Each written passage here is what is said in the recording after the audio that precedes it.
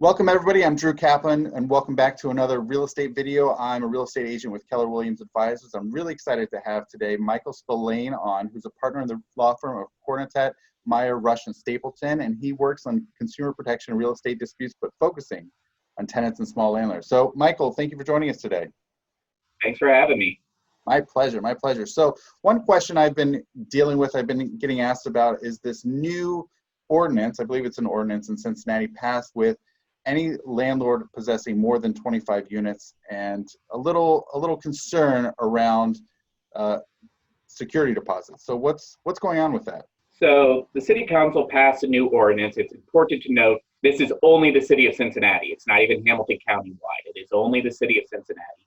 Essentially saying if you have more than 25 units, you must offer your tenants an alternative security deposit. Now, what I'll tell you is it's pretty poorly drafted. As it's drafted, it says you have to have, if you own and control more than 25 units. Own is used certain places in the ordinance, control is used certain places in the ordinance. So I'm not really sure if there's a difference in that meaning. I'd advise you take a wide view of it. You don't want to be the test case, but I imagine it'll be challenged at some point that there is a difference between owning and controlling, and you have to do both. The other thing that's unclear is how do you count the 25 units? If you have 19 downtown Cincinnati and you have another 10 somewhere else that's in Hamilton County, but not in the city limits, is it all 25 need to be in the city limits? Or if you just generically own 25 across multiple states, that is also unclear. Once again, I'm advising. Go ahead. If you own properties in another state, whether Indiana, Nevada, somewhere else, it's unclear if that's included? It is unclear. It just says if you own and control more than 25 units, doesn't say in the city of Cincinnati.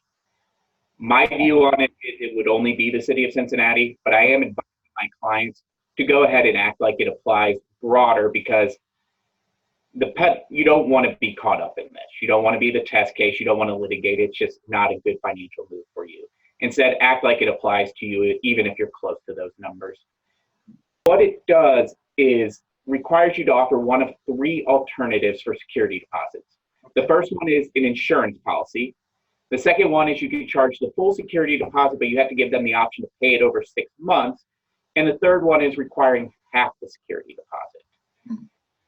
Of those options, my recommendation would be doing the 6-month payment. The reason I don't like the insurance policy one is because the limit on the insurance policy is only 1 month's rent. If you could require your tenant to take out a larger insurance policy, that would be attractive.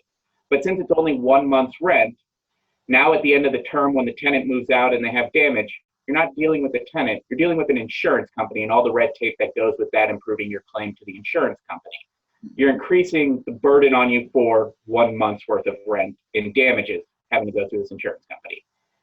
The half payment is also attractive because you get the money up front. It's a good test if the tenant has the money. However, you still only then have half the money at the end of the term to take out for any damages. Providing them a 6-month window to pay it, if they fail to make any of those payments, you can do it same as a non-payment of rent and start the eviction process. On the other hand, at the end of the term, you have the full security deposit to make sure you're secure in it. That's why I'd recommend taking the 6-month option. Further, as the statute's written, the landlord gets to pick which option they offer. You only have to offer one of the 3 options, but you do have to make that offer. Finally, the thing that's going to change is this requirement to make those 3 offers has to be included in your section 871.11 notice, which is basically any apartment in Cincinnati, if you don't have this already, go get it, is a 1-pager that lays out all the tenant's responsibilities, landlord's responsibilities, needs to be an addendum to every single lease in the city limits of Cincinnati. Oh, wow. That's very helpful. Well, Michael, thank you so much, and I appreciate your time this morning. All right, you take care.